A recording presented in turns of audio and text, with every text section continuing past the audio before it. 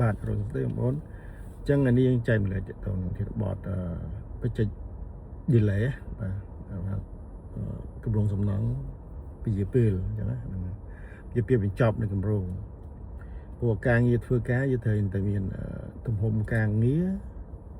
មានពេលវេលាមានកញ្ចប់ថវិកាចឹងមុំ3ចឹងបើ scope of work វាកាន់តែធំពេលវេលាកាន់តែច្រើនលុយក៏កាន់តែច្រើនដែរវារីកតាមហ្នឹងណាកម្រងទូចលុយទូចពេលតិចកម្រងធំពេលច្រើនលុយច្រើនអញ្ចឹងយើងក្លែងតែមើលចំណុចពេលវេលានៃកម្រងហ្នឹងអញ្ចឹងពេលវេលាកម្រងហ្នឹងយើងកំណត់ក្នុងកុងត្រាហើយបើយើងធ្វើកុងត្រាត្រូវណាយើងកុងត្រាយើងតែងតែដាក់ឲ្យថ្ងៃចាប់ដើមថ្ងៃបញ្ចប់ថ្ងៃខែឆ្នាំបញ្ចប់ប៉ុន្តែយើងបណ្ឌិតមើលក្រោយពីសង់កម្រងទូទៅយើងមិនច្រើនដែរទេតែស្រុកខ្មែរយើងកាត់សង្កត់ដែរមានការពជាពេលហ្នឹងយើងគួរសមដែរអញ្ចឹងណាអញ្ចឹងបញ្ហាហ្នឹងយើងមើលបញ្ហាគេទី1បើយើងឥឡូវមើលយើងមើលគុណតម្លៃឲ្យវិញគុណតម្លៃការពជាពេលដែលប៉ះពាល់គុណតម្លៃវាណាឧទាហរណ៍ថា investor គាត់ជួលដីហ្នឹងសង់សមមួយឆ្នាំឯងហើយឆ្នាំទី2គាត់ទៅបើកដំណើរការអាជីវកម្មគាត់ធ្វើប្រើប្រាស់គេហ្នឹងណាអញ្ចឹងមួយឆ្នាំគាត់ជួលបាន20000ក្នុងមួយខែជួល$20000អញ្ចឹងមកបញ្ចេញនឹង delay មួយឆ្នាំយើងគុណមើលប៉ុន្មាន20000គុណមក12ខែអញ្ចឹងវា24000ណាអញ្ចឹងមួយឆ្នាំគាត់ខាតចំណូលគាត់ប្រយោជន៍គាត់ហ្នឹង24000ក្នុងមួយឆ្នាំអញ្ចឹងអាការវិជាពេលកម្រោងហ្នឹងធ្វើឲ្យខាត់បងធ្វើកម្រោងវិជាពេលប៉ះពាល់បំបែកឋានប៉ះពាល់ដល់អ្នកជិតខាងយូរបំបែកដែរអញ្ចឹងណាអាហ្នឹងយើងមើលចំណុចហ្នឹងតិចហើយជាមួយយើងមើលបញ្ហាវិញតើការវិជាពេលកម្រោងនៅស្រុកយើងហ្នឹងណាមានកន្លែងខ្លះដែលធ្វើវិជាពេលបាទអញ្ចឹងទី1ការវាយតម្លៃក្រុមវាយតម្លៃវាក្រុមជំនាញអញ្ចឹងគាត់វាយតម្លៃធ្វើ schedule ហ្នឹង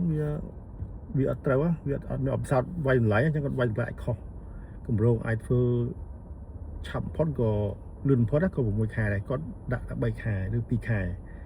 អាហ្នឹងជួការអាហ្នឹងមិនមែនផុសគាត់ជួការម្ចាស់កម្រងគាត់កម្រិតអញ្ចឹងហ្មងធ្វើឲ្យហើយលឿនអញ្ចឹងយើងត្រូវដាក់ផែនការហ្នឹងអាហ្នឹងមិនបន្ទោសគាត់ណាតែយើងមើលលក្ខណៈហ្នឹងណាមួយអាចវាយតម្លៃខុសការព្យាករទៅលើ schedule ហ្នឹង timeline របស់បញ្ចេញហ្នឹងណាទី2អាចតាក់ទងជាមួយនឹងអ្នកសាងសង់ខ្វះបច្ចេកទេសខ្វះជំនាញអញ្ចឹងដល់ពេលគាត់ធ្វើអត់ជំនាញគាត់ធ្វើទៅយឺតហើយគុណភាពក៏អត់សូវល្អដែរដោយសារអីគាត់ខ្វះជំនាញហ្នឹងក្រុមការងារខ្វះជំនាញក្រុមហ៊ុនហ្នឹងក៏អត់មានអ្នកតាមដានតាក់ទងនឹង schedule ផែនការការងារតើធ្វើអីខ្លះហើយថ្ងៃណា tracking វាជាប្រចាំដើម្បីធ្វើម៉េចកុំឲ្យពជាពេលកន្លែងណាយឺតយើងត្រូវថែមកម្លាំងឬថែមម៉ោងដើម្បីធ្វើឲ្យលឿនព្រោះការងារខ្លះតើការងារទី1ចប់ការងារទី2យើង start បានអញ្ចឹងអាការងារទី1 delay អាទី2ក៏ delay អាទី3ក៏ delay តទាំងអស់អញ្ចឹងនឹងតើតនឹង schedule តើតជាមួយនឹង skill ជំនាញរបស់ក្រុមការងារដែរទាំងពីកម្មករជាងមេការវិស្វករហើយនឹងប្រធានការដ្ឋានហ្នឹងគាត់អត់បាន check អាហ្នឹងទីបន្ទាត់ដើម្បីធ្វើឲ្យចប់តាមផែនការដែលគេបានកំណត់តាម stage មួយតាមជំហានមួយនោះទៀតអាចមានការកែប្រែពីម្ចាស់គម្រោងគាត់កែប្លង់គាត់កែនេះគាត់កែនោះធ្វើឲ្យវាយចោលអញ្ចឹងទៅហ្នឹងក៏ជាការពជាពេលដោយសារគាត់ដែរហ្នឹងហើយអញ្ចឹងវាមានទាំងម្ចាស់គម្រោងគាត់ធ្វើមានបញ្ហាអ្នកសាងសង់ក៏មានបញ្ហាហើយណាព្រោះយើងមើលដើមហេតុវាមកពីអីចឹងអញ្ចឹងបញ្ហាវាតាមគម្រោងផ្សេងៗគ្នាហើយមួយទៀតអាចចាស់គម្រោងគាត់ស្ទះ cash flow ដែរគាត់ពជាពេលបងលុយទៅធ្វើឲ្យការងារក៏ស្ទះដែរពេលអត់មាន cash flow អត់មានថវិកាដើម្បីបំពេញសម្ភារៈដើម្បីបាក់លុយជាងអញ្ចឹងក្រុមអ្នកមកការសាងសង់ហ្នឹងក៏គាត់បន្ថយចំនួនចំណាយដែរកាត់ចំណាយដើម្បីឲ្យគាត់នេះចឹងគាត់ over ពេកគាត់មានលុយទុបទេអញ្ចឹងកន្លែងហ្នឹងក៏អាចពជាពេលដែរដោយសារការបងលុយយឺតការពជាពេលបងលុយអាហ្នឹងក៏ជាបញ្ហាដែរហើយមួយទៀតអាចសម្ភារៈក្នុងការយើងនាំចេញនាំចូលពីក្រៅមកណាដូចជាគ្រឿងកញ្ចក់ដូចញោមអីហ្នឹងកញ្ចក់អីហ្នឹងឬគ្រឿងឧបករណ៍មួយចំនួនត្រូវយកពីបរទេសនាំចូលមានការយឺតយ៉ាវអញ្ចឹងក៏ធ្វើឲ្យបញ្ចេញហ្នឹងត្រង់ចាំដែរហើយហ្នឹងក៏យឺតដោយសារសម្ភារៈដែរហើយមួយទៀតតកតងគ្រឿងចក្រក៏អាចធ្វើជាយឺតដែរដោយសារឧទាហរណ៍កម្រោងហ្នឹងត្រូវជីក excavator ហ្នឹងត្រូវប្រើពេលមួយថ្ងៃជីកហើយតែដល់ពេលមាន SK ត្រូវ เพิ่มกำลังจิกดอกเนี่ยกระแค่มันหายจังนะจังแบตเตอรี่อุปกรณ์เวียนนะทูลเวียนนั้นก็สำคัญได้ตรงการทั่วกลุ่มโดนนั้น process ตลอดไอ้กลุ่มฮอร์โมนที่อาจเล็กคัน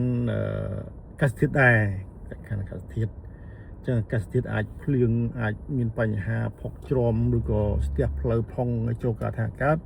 อังเล็กคันทอมชิดก็บรรดาเอาไอ้เป็นการไปยืมเปลวไหนจังยังตลบตมือตัวแต่ตัวตรงการทัวเอาอีดังสเตียทัวเอาไปยืมเปลวแล้วยังมือตัวหลังวิ่งจังไงจังยมบ้านเซ่จะเพิ่มมวยแต่ต้องจะมวยนั่งไปยืมเปลวนี้ยังเป็นเซ่จะเพิ่มมวยในแคบบอดนี่นะหนุ่มดัดนะนั่งเซ่จะเพิ่มมวยนั่งจะต้องหน่วยกำโรงกระตาได้จัดตัวตัวเลือกการจำหน่ายเปลวเวลียนั่งถัดการเลือกแผนการของกำโรงสังสรรค์นั้นได้ดีขึ้นเป็นยังมาทัวการเซลล์พอดีมวยให้ปัจจัยอัดดัดลุยพอนี้ในแคบบอดเลยมันพอลุยโอเคจังบันดังจ้าโดยเปลวจังได้ขอบคุณ